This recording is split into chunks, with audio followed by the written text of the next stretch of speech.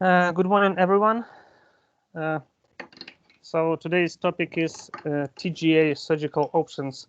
It's quite complex topic, and I wanted to show everything, but it's impossible in 1 hour time. So let's start.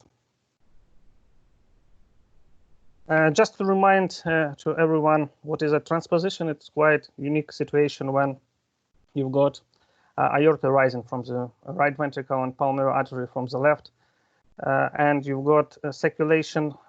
So it's normal heart, normal blood circulation, and you know about that desaturating blood going to the lungs and coming saturated to the aorta and to the body. So that's the normal cycle. And in transposition, we've got absolutely two separated cycles when desaturated blood keep running to the system and saturated blood keep running to lungs. So there is no chance to survive for these babies. Only the possibility is a mixing at different levels. It's level of ASD, of VSD, and PDA. So these 3 points allows blood to mix a bit and give some oxygen to the system and the desaturated blood to the lungs, and that's how these patients survive. It doesn't really matter the circulation of the TGA when baby is in utero. So because lungs don't work. It's only about 10% of blood flow coming to the lungs through the pulmonary artery, and all other blood through the ductus arteriosus going to the system. And you can see these patterns of the saturation that described by Rudolf Abraham, physiologist and cardiologist, fetal cardiologist and physiologist, in his book. So you can see normal heart in fetus. This is right ventricle. This is left ventricle, and saturation pattern in the cycle. So in normal heart in fetus, it's in the left ventricle saturation is 65, and the same saturation is in TGA fetus. The only difference in saturation pattern is ascending aorta. You see in normal fetus is 65%, and in TGA is 55 because branches of the aortic arch supplied from the right ventricle where saturation is lower, and descending aorta supplied from the left ventricle through the PDA. But it has a dramatic change after birth, after delivery, when in patient with TGA saturation dropping suddenly to 40% instead of going up to 100. And that's a problem that we have to fix. I really enjoyed reading this book. It's Abraham Rudolf, and you can find every pattern of saturation hemodynamic in fetus life and after birth, and you can see all the changes and understand hemodynamic completely. It's really, really comprehensive book to read and understand. So a bit about history. Definition was made in 1797 by Bailey. It was first morphological description of TGA. Farrer used the word of transposition, meaning that both arteries are transposed, displaced across the septum, ventricular septum. Its original definition in 1814. And after that, this term was used for describing of every kind of malposition of the vessels. And in 1971, Van Praag insisted that transpositions should be used only for the vessel which are transposed through the septum, and for any other abnormal position should be used term malposition, like tau sigma anomaly. It's not really a transposition, it's a double outlet right ventricle with malposed arteries, according to that. So some facts, it's really widely spread condition in congenital heart disease. It's 7 to 8%. Sometimes you can find it's about 10% of all congenital heart disease incidents. Male to female ratio is stable over all the time. It's 2:1. And about 75% have no important coexisting cardiac anomaly, and it's a rare case when transposition of the great arteries has got any of genetic problems. So usually it's a normal phenotype. 25 to 40% have a large or small VSD, and only 5% have associated LVOT obstruction. Natural history, it's really impressive. That time it's not far away. It's about 60 years ago when surgical treatment was not really possible for this patient. It was possible to collect the data of natural history, and you can see that 29%, so 1/3 of these babies died during the first week of life, and you as a doctor could do nothing at that time.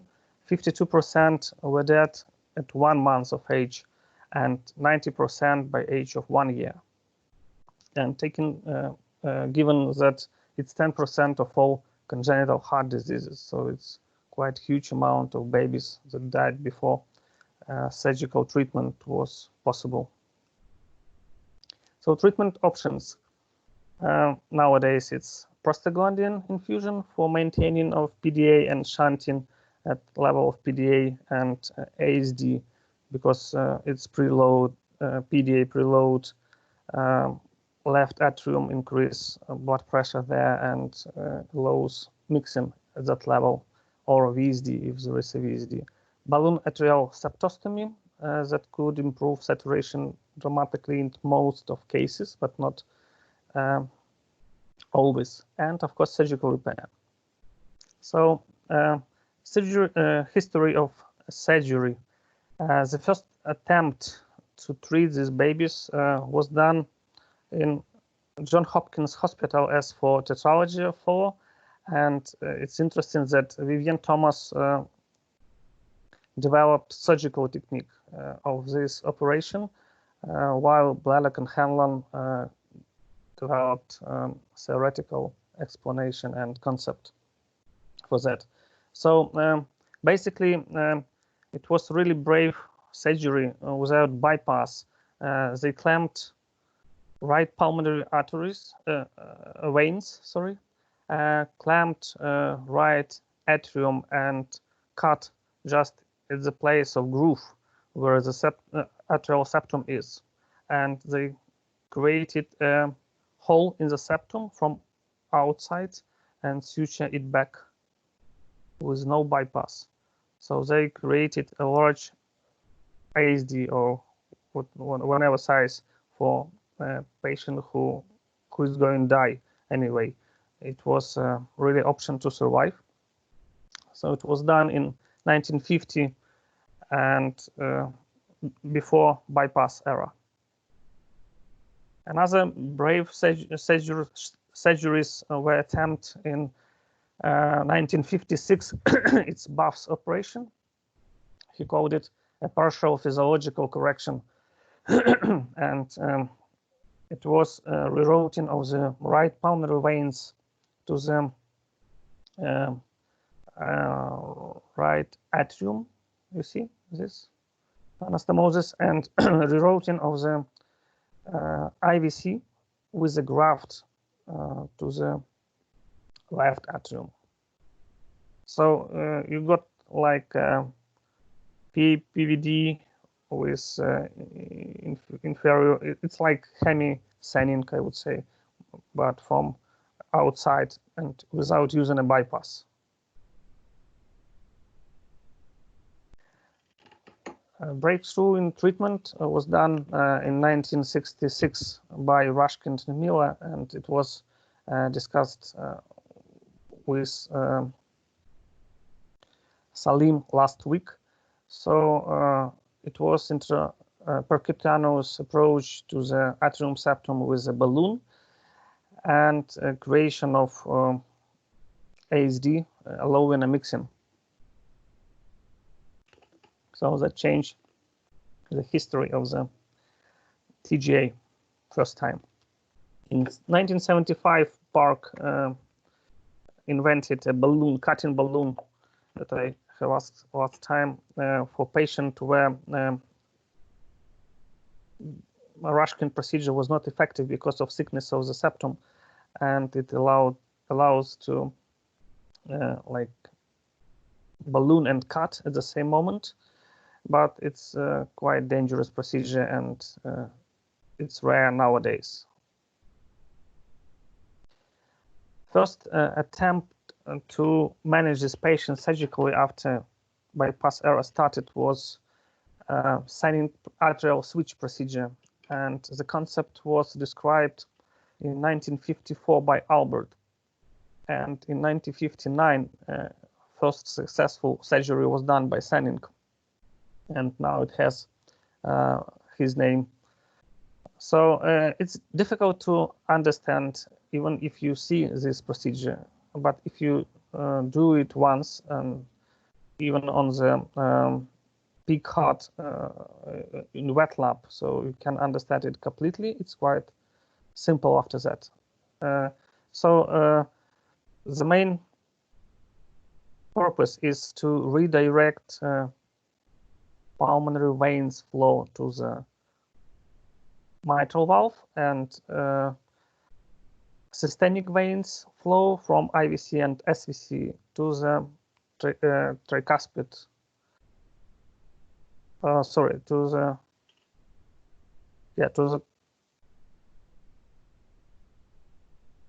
the tricuspid valve.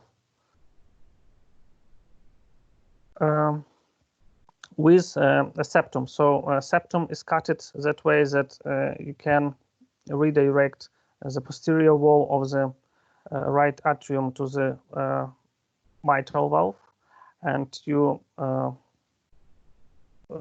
anterior wall of the right atrium of the free wall is going to the mitral valve as well.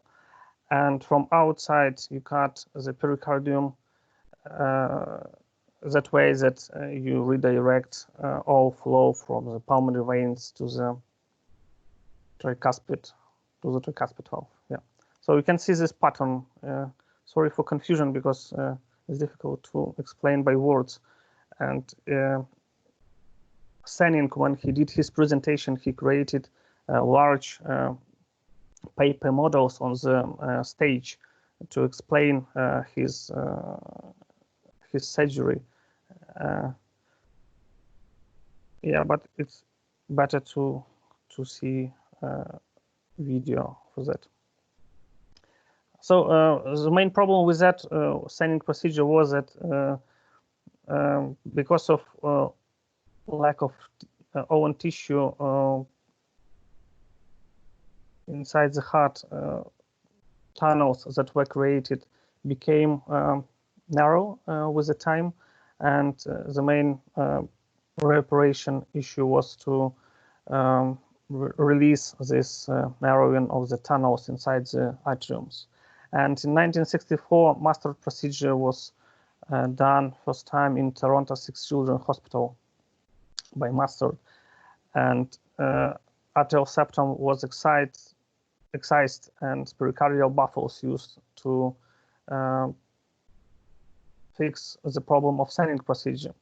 But it was only in the beginning that results were better, but afterwards with time it became clear that results are the same for Mustard and for arterial switch for Senning procedure, and we will see this later in big study. Another interesting fact that palliative master procedure was performed for patients with VSD and high pulmonary pressure hypertension, because usually attempts to repair were taken later in life of this baby after 1 year. So it was quite common if patient had VSD that he developed pulmonary hypertension, and this palliative method included leaving VSD open, and in 1976 for patients even without VSD, Stark suggested to create a large VSD while doing master procedure. So that's the study from Denmark and Sweden, big population-based study. So they took all the patients from their register with scanning and mastered surgery done. They've got almost 500 patients between 1967 and 2003, with mean age at surgery you can see 2 years, and perioperative mortality 30 days was 20% for these patients. That's a really nice study because only 4 patients, it's less than 1%, were lost for follow-up in this study, and median follow-up was 26 years. So results you can see: reoperation rate 7%, late mortality rate 40% with heart transplants, and pacemaker implantation is 15%. So the main problem with this surgery with atrial switch is even not reoperation rate for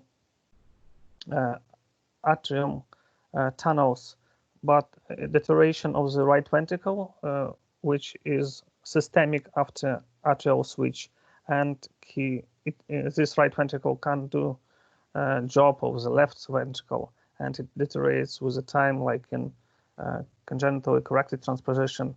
And the main reason for death is this right ventricle dysfunction and arrhythmias. You can see about 80%. And the authors found that only need for implantation of pacemaker associated with poor long-term survival, and they speculate that it can be reason for implantation can be already existing dysfunction of the right ventricle, and that's why in this group death rate is particularly high. So you can see Kaplan-Meier curve for this group of patients. 20% of deaths in 30 days after, within 30 days after surgery, and after that survival rate at 30 years about 50%. Difference in procedure. So it's black one is simple TGA with no any other abnormalities like VSD or LVOT. And if it was LVOTO or VSD, you can see that survival even worse. It's about 40% of perioperative deaths for this kind of surgery. And difference in Sanin and master procedure in terms of reoperation. You can see flat curve for Sanin and need for reoperation even for master. That was proposed as a surgery to fix Sanin's problems with tunnels. But pericardial patches obviously can get shrinked with time. So the only option available now and anatomical correction that used now had a history of unsuccess. And you can see a lot of attempts were done by different surgeons in different countries to do anatomical correction, to switch vessels, but it was unsuccessful since 1954, when Master did series of 7 patients transferring of the left coronary ostium to pulmonary trunk, and he used monkey lungs as oxygenator, and all his patients in this series died. Bailey in the same year attempted K and cross Idris in 61 and Yakub in UK in 72, but all these attempts were unsuccessful and patient died. So real breakthrough in this area was done by Adib Jatané. It's a Brazil surgeon who did first successful arterial switch in 42 days old baby in 1975, and era of arterial switches started from this date. In 1982, Lecomte invented his maneuver, and surgery became like standard arterial switch with Lecomte maneuver, and we use it now, till now. The problem with patients was that they operated them too late at that time, and they had troubles with left ventricle detraining and pulmonary hypertension if there is a VSD. And it was fixed only in 1984 when Radley Smith and Yakub and Castaneda in Boston simultaneously performed a neonatal repair of simple TGA. And after that, we can get results that we have now. As you can see, conventional time for arterial switch was from 12 to 24 months after Rushkin procedure, before 80s. And only in 80s, neonatal arterial switch became normal. So it's difficult to explain as well surgery showing on hands, but you can see this nice picture from Cincinnati Children's describing the surgery. So coronary arteries are taken with buttons. Pulmonary artery is open with trapdoors that arise from left ventricle. Reimplantation of coronary arteries, Lecomte maneuver that includes taking pulmonary artery to the anterior and reconnecting of the vessels. So aorta comes posteriorly to the left ventricle outflow tract, and pulmonary artery to the RVOT. So once again, harvesting of buttons from the RVOT, from the right ventricle vessel, trapdoor incisions on the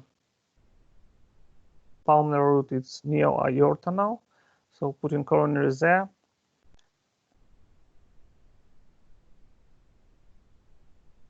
Left and right,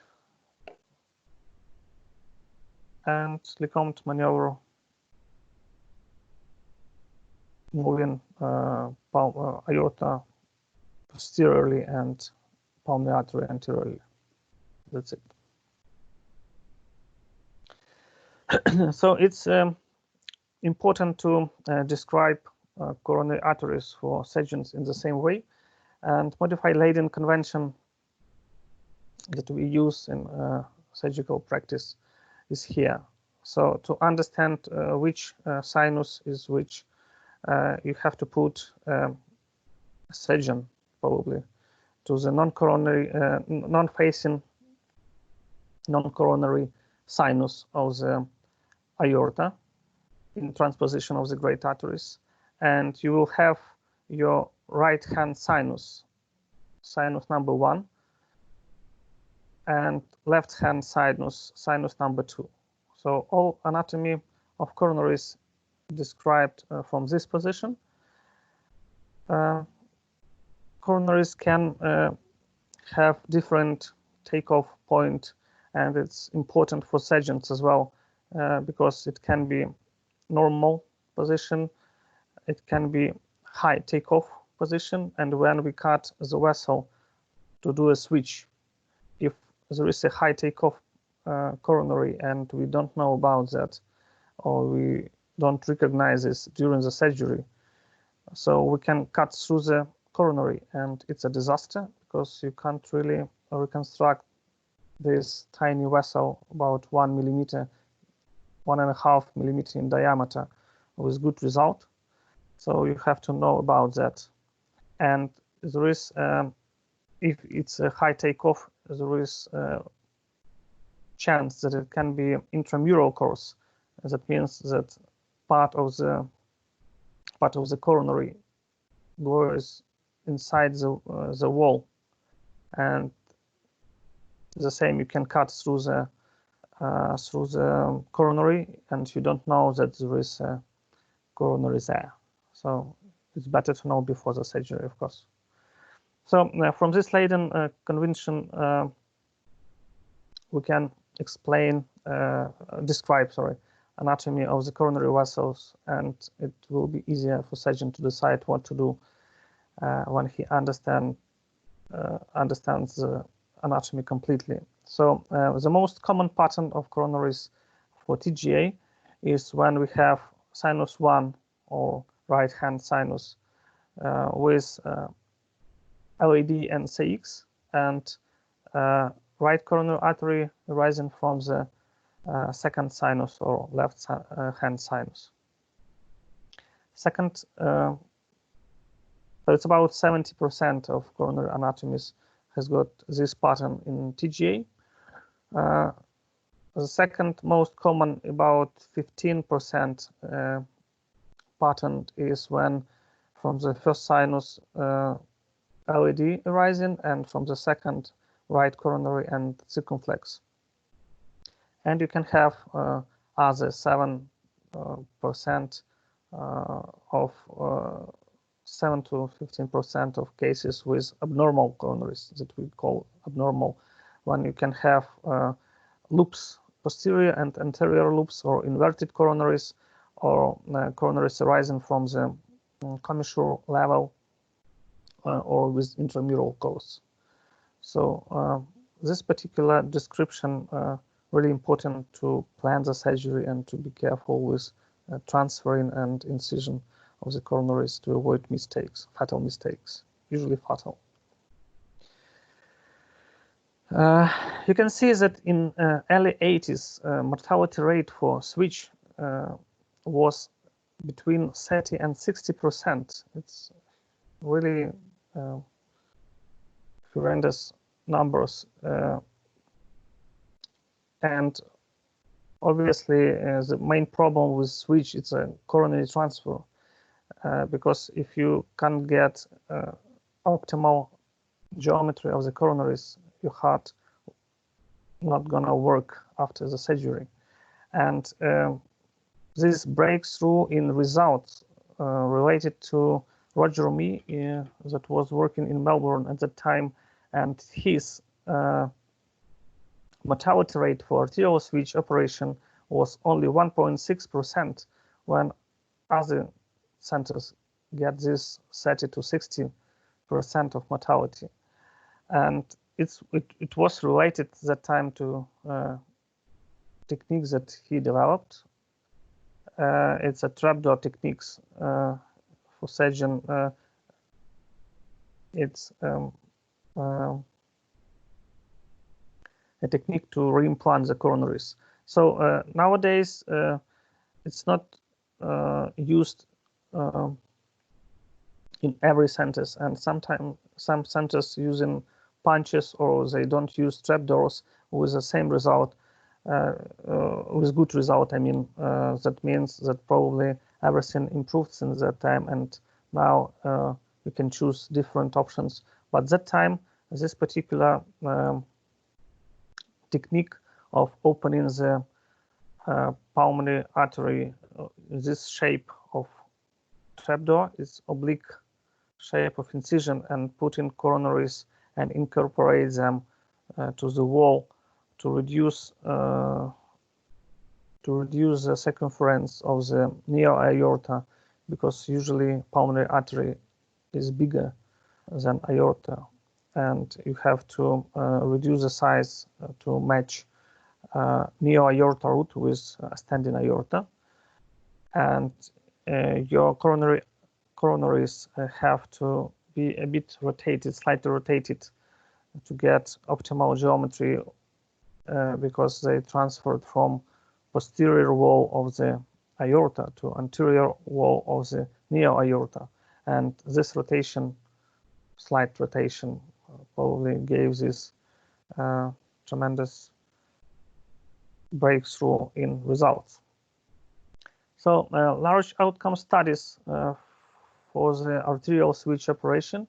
You can see year and numbers of the patient here. And hospital mortality rate, even nowadays, is vary in different series. So you can see the highest mortality was reported in 2015 for 20 years of experience. Yeah, it takes early years. And the lowest by Frickle in 2012 is 2.8. But it's still high, I would say. But this series includes all the patients, and if we divide the patients for different anatomy patterns, you will see it later, we will get different numbers, but it's overall mortality. So survival is quite good comparing to arterial switch, as you've seen later, as you've seen earlier, with late mortality of 40%. Arterial switch has got really low late mortality, and survival is about 96% for all patients in all series. Freedom from reoperation, you can see, is about 86% at 15 and 25 years in different series, with the best result of 94% free of reoperation and 15 years. Main reason for reoperation for this patients is near aortic root dilatation or aortic valve reoperation. So modern mortality post arterial switch is reported as 1 to 3%.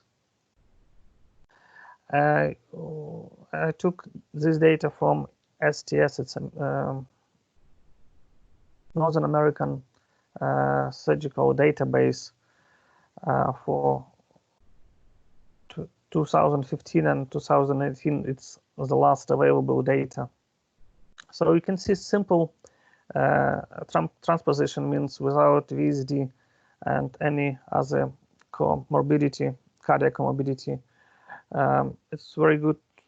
The result of mortality is 2%. That's percentage of all cases done. You can see 7%. Switch with VSD repair has got higher mortality in all series that I've seen during the preparation for the presentation.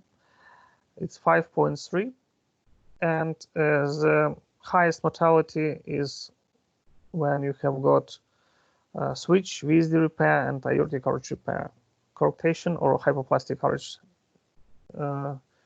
and the mortality rate is 14.1%.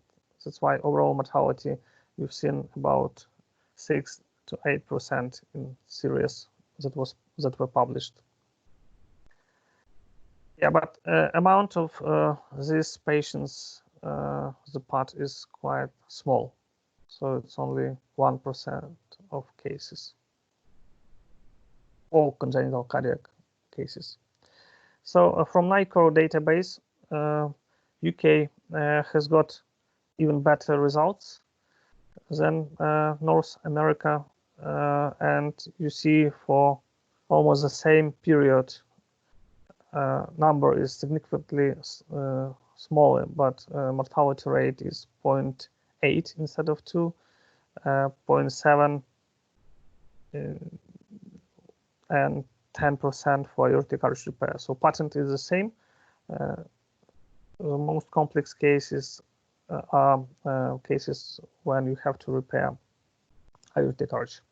In AUDHEI, for the same period, this is the last available report, we've got for 4 years, we have got 34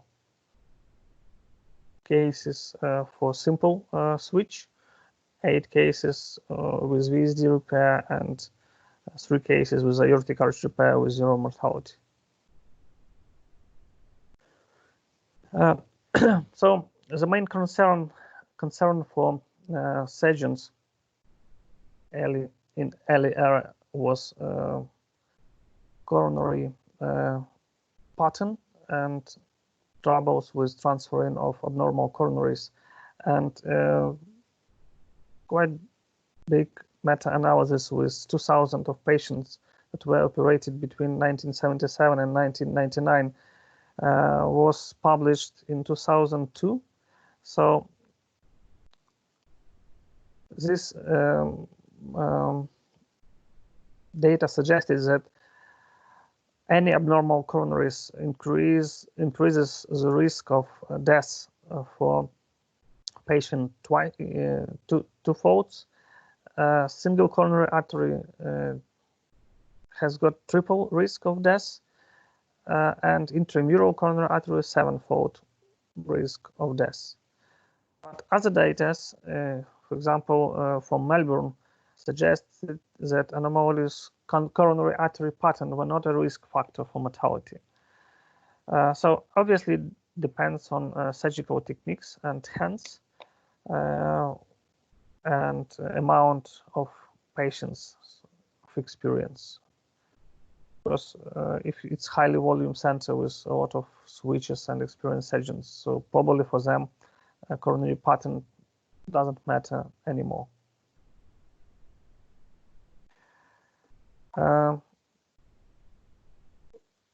Regarding morbidity, it's another thing that we have to consider when we're talking about arterial switch.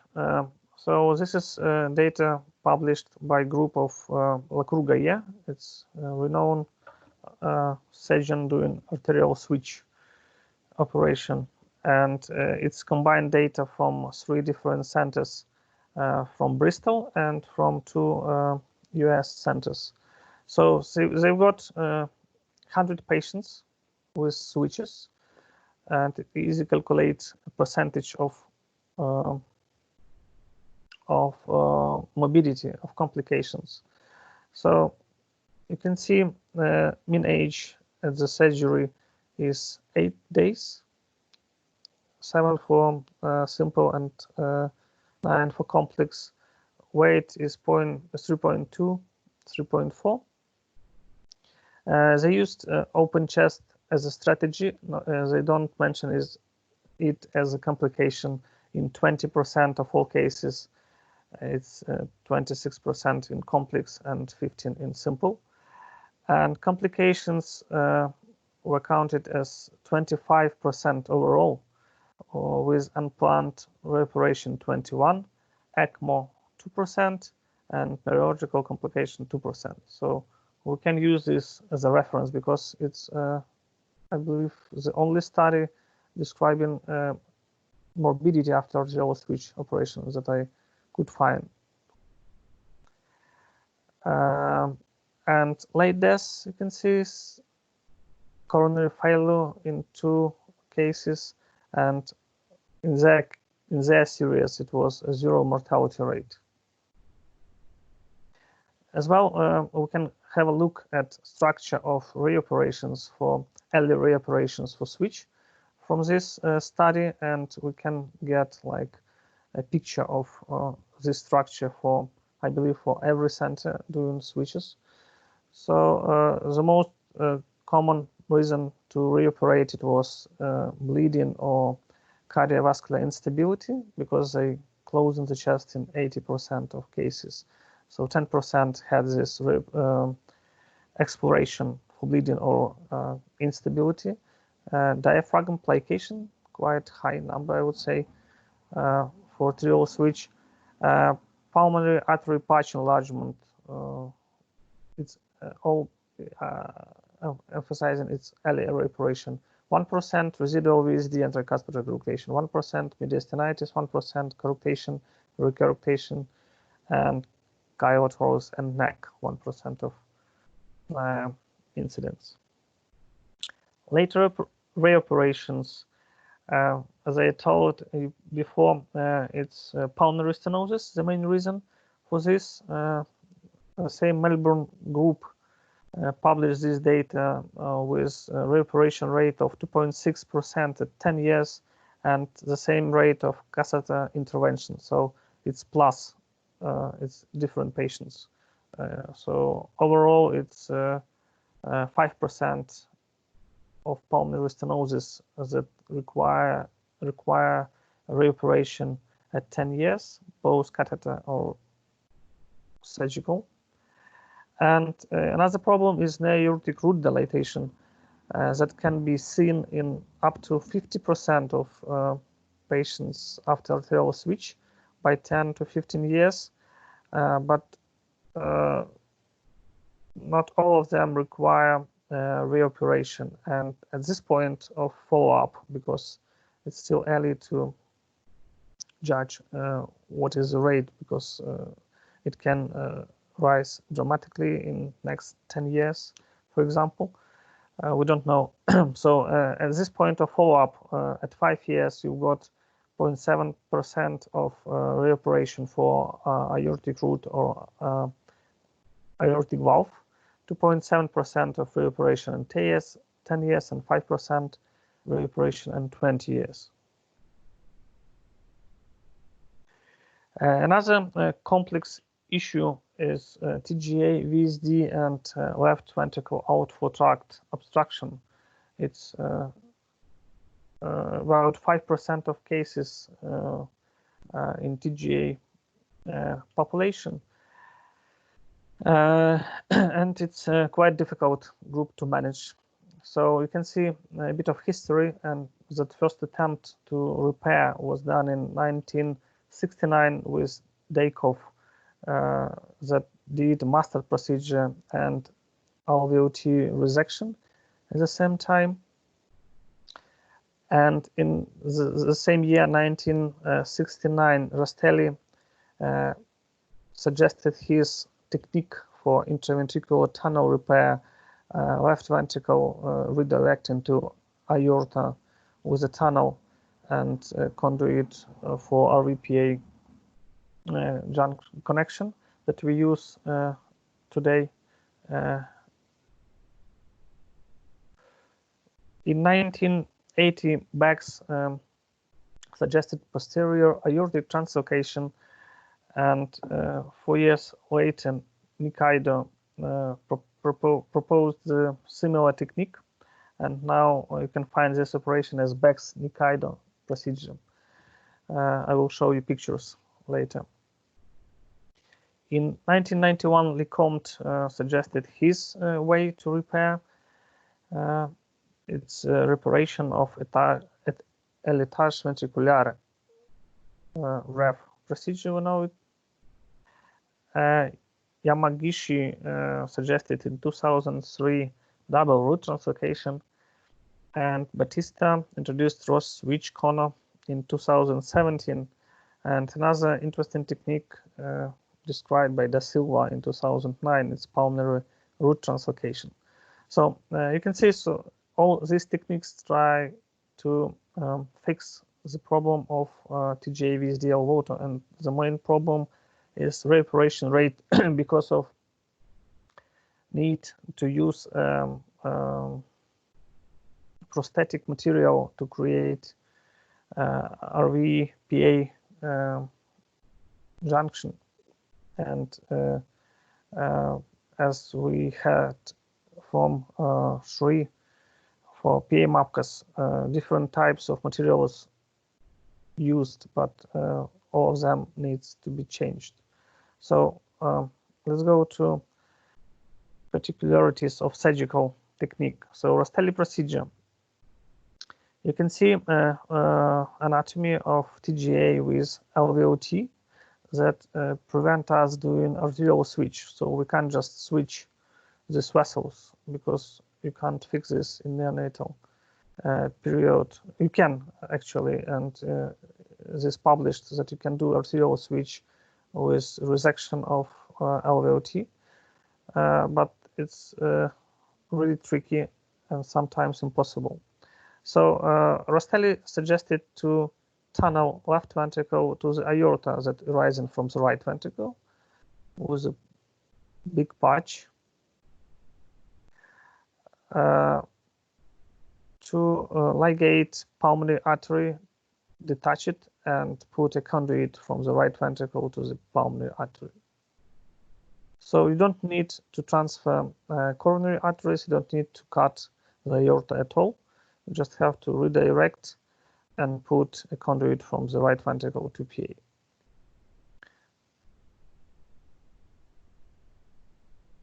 Beck's Nikaido procedure. I've seen a couple of them. It's really scary when you see how the aortic root is detached and moved through the septum, because septum is cut in between two vessels. So pulmonary valve is destroyed and aortic root is moved to posterior, with coronaries detached or not detached. So it's a different modification. And for RVPA conduit, different materials used to connect the pulmonary artery to the right ventricle. And this we created VSD. So this used mostly when you have got non-committed VSD, and you can't redirect, use Rastelli operation or Lecomte operation, and you have to move all the root to the left side of the heart. REF, it's Lecomte procedure. It's like a modification of Rastelli with a couple of differences. So the main difference is that Lecomte suggested to cut infundibular septum to create a wider opening from left ventricle to aorta. And he used Lecomte maneuver to move pulmonary artery to the anterior, and it allows not to use any artificial material. So it's direct connection of the pulmonary artery to the right ventricle using a patch to enlarge smallish PA.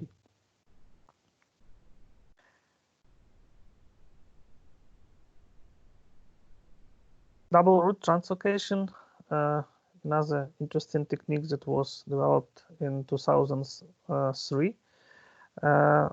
So it means that, like a Nikaido procedure, you take both roots, both pulmonary and aortic root, and translocate them, like switching, but not at the level of the vessel, but at the level of the roots.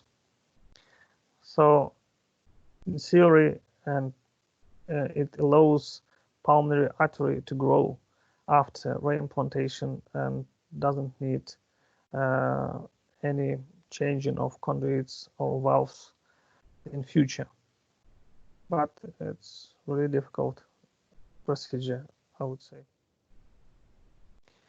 Pulmonary root translocation or Da Silva surgery, it's I would say it's like modification of Lecomte procedure, because he did the same. He cut infundibular septum to increase opening of the left ventricle to the aorta. But the difference is that he harvested pulmonary root with the valve and translocated to the anterior surface of right ventricle with whole complex, with valve and with root and valve. So you can see this translocation, but without Lecomte maneuver.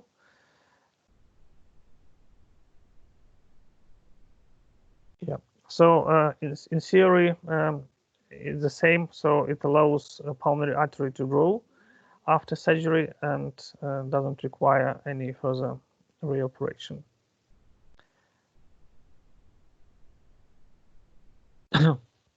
So about result, there is the biggest combined study that I found published 2010 European study from 8 centers. So we've got 146 patients for 28 years from 8 European hospitals with TGA VSD LVOTO that were operated at median age of 21 months and a weight of 10 kg with next rates of survival 88% at 1 year, 88 at 10 years, and 58 at 20 years.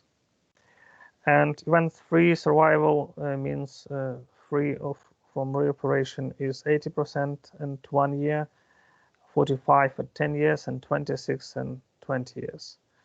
That's why I think different techniques are still developing for this group of patients to reduce this rate of reoperation and increase quality of life. So timing of the surgery, median age for Rastelli in this series of European centers is 34 months, 8 months, 0.7 months for switches with resection of LVOTO, 4.6 for Lecomte surgery, 15.4 months for Mitras modification of Lecomte surgery. The modification consists in using of part of aortic wall to enlarge pulmonary artery attaching to the right ventricle. And you can see Nikaido procedure, it's 1 year. It's only 4 patients that were operated. You can see reoperation data for this. So the highest level of reoperation is in Rastelli procedure, 50%. And the main reason for that is RVOT, its conduit change, obviously. PA-plasty or combined RVOT and PA-plasty.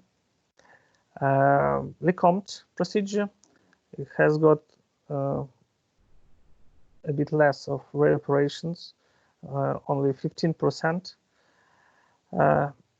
Mattress modification 29, ref and mattress 25. Arterial switch with resection of LVOTO is still has got reoperation rate of 13%, and all of them related to RVOT obstruction. And Nikaido procedure, you see 4 patients with 0 rate of reoperation.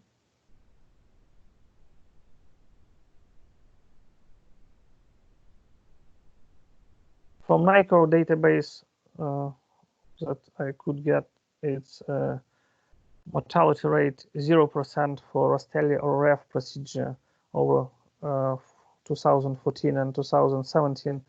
About 50 patients were operated in UK, and complex procedure TGA. So I think it's another group included.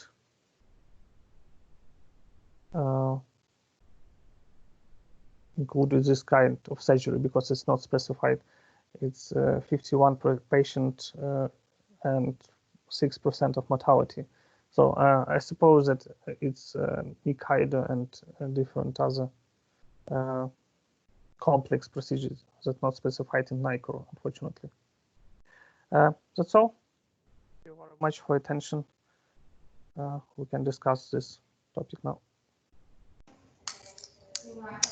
Very good, Oleg. Thanks very much, Oleg. That was a great presentation, a really good summary of the history and put into perspective how things have changed, not changed, but how things evolve. And I think sometimes we forget about that and putting into perspective where we came from and where we are now and what are the limitations for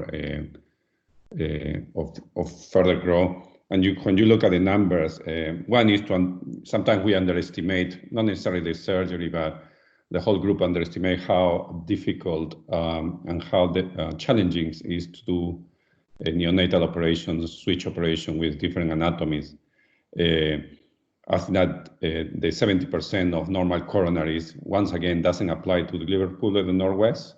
For some reason, we have weird coronaries. Well, maybe that's my impression, but probably we need to look into that. Numbers are another thing that are important when you clearly Roger me at the time was receiving patients from all over the place. So in that period of time, he did about 20 to 25 cases per year. But in summary, probably was right at the beginning. Then towards the last 10, 15 years, is back to the semi-normal 20 unit. So when you compare in the UK, Great Ormond Street, Birmingham, and Liverpool, some years we have more cases than the other two groups. Sometimes, but the difference is 1 or 2 cases at the most. And certainly the small groups or small units, they probably do 4 or 5 switches a year. And then when you talk, we'll show you how different it is. And with regard to the last part of the Senin, Mustard, and I think that's probably one of the best papers, the Hasselkamp paper, in which trend, and his conclusion is incredibly difficult to compare because the eras are different, the numbers are different, and it's remarkable how in 8 European groups, you only have count 5 or 6 patients per year for all the groups that count that. So the numbers are very small to make draw conclusions. But overall, I think that was a really good, very good review. I think that put into perspective where we coming from, how difficult is this, and somehow we, in older head for the group of the switches operations, somehow we are doing more or less the right thing. We have difficult groups of patients. Not very often we have normal transpositions who used to be the fatty baby, more than 4 kilos, and normal coronaries, which I used to see in other centers. But thank you very much for reviewing all this, Oleg. Thank you, Rafael. Oleg? Yep. Hi, well, very nice presentation, actually. I really enjoyed it, going through all the history. I'll tell you a couple of anecdotes, because having worked with Lecomte, he told me a couple of things that in a way, underlines the evolving techniques. In '67, Rastelli performed the first anatomical correction of TGA VSD with PS, with the big problem of the left ventricle tunnel that sometimes can get restricted, and also the conduit. So in the 70s, Lecomte was trying to think about how to overcome those problems, and he devised the REV. It was published, in fact, in '82, the first ever report. And so the Lecomte maneuver was developed for the REV operation as a sort of a response to the Rastelli operation. The reason actually is that, as you mentioned, the TGA with intact septum at those times with no prostaglandin was not possible, was till the Rashkin, and then the prostaglandin was a very high mortality. So the only patient with TGA that they could really approach were the TGA VSD. And in fact, actually, if you see the first few patients operated with switch were switch VSDs, and they were quite old. They were 3-4 months old. And the other thing, actually, just a little anecdote, actually, is that as Fontan operation, it's not very well welcome in France. The LeConte maneuver in France is called the French maneuver, because I didn't want to give him credit for that. So when you read actually the French paper, they call it the French maneuver. Now, going actually on one thing actually that it's quite important actually, there is a paper from the other place in France actually from Pascal Vouet. They reviewed their own experience, and I think they are putting together huge amount of switches and pointing actually to coronary problems, late coronary problems, and how to follow these patients. And obviously that is one of the problem, not only in the short term but also in long term. So there are actually some subgroup of patients that I suggest to be followed up with other stress tests, angiograms, or scintigraphy to see the perfusion of the heart, because there are patients, especially with, as you mentioned, intramural coronary or complex transferring, that they suggest to be followed up. So, because of the recent experience with Oliver, I reviewed actually some of the experience with the early coronary problem. And that is where there was a paper actually out of grafting in case of switch operation when there is a residual stenosis. And there was, I think actually out of 20 patients reported, there were 10 where they had a similar lesion that Oliver had, so a mid-LAD stenosis of sort of unknown origin.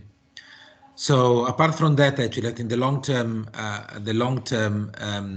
coronary problem, I think actually that need to be followed up actually, and not just assume that because they are okay soon after the operation that they're going to be okay for the rest of their life. But I enjoy your presentation. Thanks. Thank you, Tilly. Oleg, We will have. I'll leave it for the non-surgical colleagues to ask questions, because it's good, but we need to go as well. But I must say that a very impressive presentation. It just also tells you the depth of your understanding of these things, and I think it's a lovely presentation. You must be very proud. I liked it very much. Very comprehensive. You covered everything. It's excellent. Nothing much I can say. Thank you. We're leaving. Yeah, me and Ramesh, we're going to theatre. Anything you want to say? No, it's a fantastic presentation, huge topic, and very well done. Thank you, Ramesh. Oleg and sorry, Thomas here. Yeah. Perhaps you discussed this already on previous week. I haven't watched that video yet, but in terms of the recent case of the baby who presented late and concern regarding the condition of the LV, and then, you know, how do you manage that and how do you train the LV? Is that another topic, or? It can be covered in one lecture, actually, I think, because it's a couple of hours for every single anatomy pattern. But in terms of late switches, it's assumed that it's too late to do a switch for patient after 3 months, but with intact ventricular septum, because there is no when you got VSD, you've got similar pressure in right and left ventricle. So both ventricles are systemic before switching and closure VSD. And this left ventricle is straining all the time. But if there is intact septum, your pulmonary pressure dropping, and left ventricle became lazy, I would say, because he doesn't need to pump the blood through the systemic resistance. And it's detraining. And it was a big series from Great Roman Street of late switches. And they suggested that if even the left ventricle is detrained, you can switch the patient with backup of ECMO. And you can train your left ventricle on ECMO for a couple of days with reduction of flow after switch, and it will recover quite. Will have quite fast recovery. Another strategy that was mentioned in one of the slides. It was described first time by Jakub, I think. It's a training of left ventricle by applying of PA band, and it can be rapid training for 1-2 days, or it can be a bit longer. So you have to assess left ventricular mass index to decide, or pressure into left ventricle to decide whenever it's ready for switch. But my opinion, I would prefer to do a switch with backup of ECMO if it's not, too late. So usually it's about 3 months that you can switch it safely. And another option for this patient still exists. It's sending procedure or mastered procedure if patients are older and you can't retrain, or you don't want to attempt to retrain left ventricle. Oleg? Yeah. Have you found anything about what to do in case of TGA and VSD that could not be either closed because they're multiples or apical VSDs? Because the debate actually about doing a TGA and then perform a PA band, or do a PA band and delay the switch for a few months. Have you found anything in the literature if you looked at that? Actually, I didn't look in this particular pattern of anatomy of multiple VSD, and I couldn't find even in this big series any mentioning of multiple VSD actually. But I have seen probably 2 or these switches with PA band. So you can do a switch and PA band, and when it disappears or patient is bigger, you can repair or just take the band out. So yeah. Yeah. No, I mean the other option is just to. I haven't seen. Yeah, it's to PA band, and then delay the switch and the VSD closure for later on. I think actually at All the Hay, we have done a couple, I think, where we have done a switch and then a PA band at the end. Obviously, the trick is not to tighten too much, because you don't want to put too much burden on the right ventricle straight away. But there is also the option, if especially if the patient is small and maybe with other comorbidities or whatever, actually, that you might just want to PA band and then delay the switch. And I've done that once, and in the reality, it's not that I didn't find it in that particular occasion particularly difficult. The VSD closed by itself, and my worry actually was that the neo aorta would have shrunk too much because of PA band. In reality, after you put the coronary artery, the matching was much better than in the normal switch, and the dissection was not bad at all actually. So it's a strategy actually that could be considered as an alternative to switch PA band in neonatal age. Yeah, the only my concern about that is I think it's really difficult to balance when you have got TGA and PA band with saturation, and understand which saturation is good for the patient and how to tight your band. I think you need to make sure that there is a good atrial communication as well. Yeah. Hi, Oleg. Hi, Anand. Hi, thanks. Fantastic presentation. Really enjoyed it, and the details, and I really enjoyed that. What was it? Step door modification, was it? Fantastic. One question. In your the follow-up studies, and there was a significant step change in the kind of mortality and morbidity after 10 years. This may not be a very particular surgical question, but maybe a cardiology question. When you're following up these kids, why would they have a increased complication or mortality after 10 years? Any ideas? You know, we had one patient with I forgot his name, lovely guy, with a pulmonary hypertension. So I was just thinking, is there anything which we should be, or the cardiology guys do later on after 10 years, 15 years? Actually, we will have a separate topic, late follow-up for TGA. Late follow-up TGA, perfect. That will be great. So we will discuss this in details, I think. Cheers. But Anand, to more or less to enlighten you a little bit more of it. So for arterial switch, the trapdoor technique is more than modification. I think that was from the beginning of been using forever. And the idea is it's all about the geometry. So you have to be 1 or 2 degrees in one way and the other, and then the thing will kink. And regardless the long-term complications, as clearly say, the majority of the transposition, if they survive the first period of time, meaning the anatomical repair is okay, they will come out of theater, they come off bypass.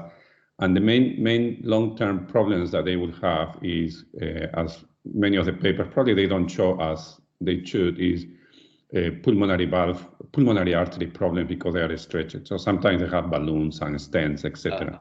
And we increasingly see, because they normally take 20 to 30 years, like in 6 weeks, and we are going to do a aortic root replacement in a post-switch patient. But there is very small number. And the 10 years is, mortality of 10 years of complications is probably, if it's reoperations or complications are related to pulmonary arteries or valve. Not all of them need surgery. And it's quite significant conversations around the world because these groups are coming, and you cannot apply the same principle as a Marfan saying if your aortic root is 45 milliliters, you should operate, because it's a completely different pathology.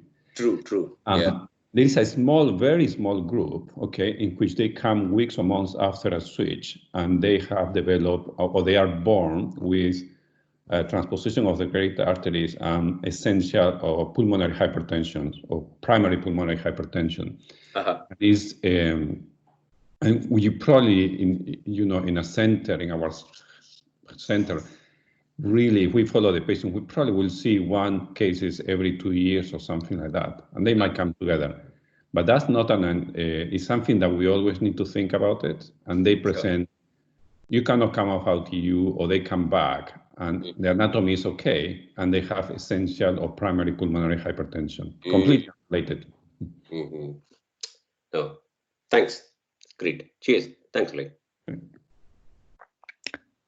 Hi, Oleg. This is Nayan. Thank you. That presentation was excellent. I just had a question about whether there's any evidence you've looked at of early versus later switch. You do have some patients coming in a dire state and need an urgent septostomy. But for those patients who are relatively well on Prostin, is there any advantage or disadvantage of operating them within the first week as soon as they arrive, as long as they're overall good, versus doing it late? So that's a perfect question for Oleg, because his center in Kiev, that's what they do, isn't it? Enlighten, please, Oleg. Yes, please. Actually, that's the part that I would like to enlighten, but I didn't manage to put it in one presentation. That's timing of arterial switch, because I really passionate about do early switches. As Raphael taught in my previous center in Kiev, in Ukraine, we developed not technique but strategy to operate a patient just after birth. So if there is a prenatal diagnosis of TGA and we know that baby is delivering today, for example, in the morning, so it can be planned with a maternity hospital, and we did a program, huge program. So we transfer baby to the cardiac hospital because unfortunately we didn't have facility to deliver baby at our hospital. Within 1 hour after delivery, after birth, and we perform surgery just within first 2-3 hours after dose, arterial switch, and baby doesn't need, in our series now it's about 250 probably cases done within first hours of life, and with the same result as later switches, like later during the week. And babies doesn't need any ventilation, any prostaglandin injection, inotrope support, and ICU stay. So baby comes just from delivery department to straightforward to theater with a little stop in ICU or ward, just waiting for blood tests and blood cross match to go into theater. But in literature, actually, there is no huge difference in results. So in terms of results of post, in terms of mortality and morbidity, there was no significant difference. What time do you operate? Just after birth, as we do, or during the first week or during the second week? The only difference is in complications, preoperative complications. I didn't collect this data, but I suppose that you could have higher rate of hypoxic complication like necrotizing enterocolitis for this baby if you delay the surgery for too long, because you can have this drops in saturation on prostaglandin infusion, the decreasing diastolic pressure, so can contribute to that. And actually, sometimes you have to ventilate this baby because of apnea, and sometimes you have to manage them in ICU, and they can have different respiratory troubles. So in that reason, I would prefer to do as early as possible if patient is in hospital and he is stable. So why not to do a switch? Because in terms of premature tissue high pulmonary hypertension that I was taught on different conversation with different surgeons around the world, because this topic of early switch was topic of my PhD. It's really when you operate these patients within first hours of life, and I did probably 5 switches within first hours of life. Tissue almost the same, size of the vessels the same. I can't see any big difference in surgical technique that you have done. The only issue is organization, it's management, because you have to transfer, you have to change or you have to plan your theater list and everything. That's difficult to manage, but it's doable. Otherwise, yeah, from literature, there is no huge difference in results. But probably we have to look into other issues like hypoxic change, brain change, or learning difficulties after long hypoxia or longer hypoxia, because even saturation 60-70 for 1-2 weeks, I think it makes difference for the brain development at this stage. But it's my opinion. There is no proof in literature for that. Great, thanks. Thank you. Any other questions from, there's a lot of people there. Any question for Oleg?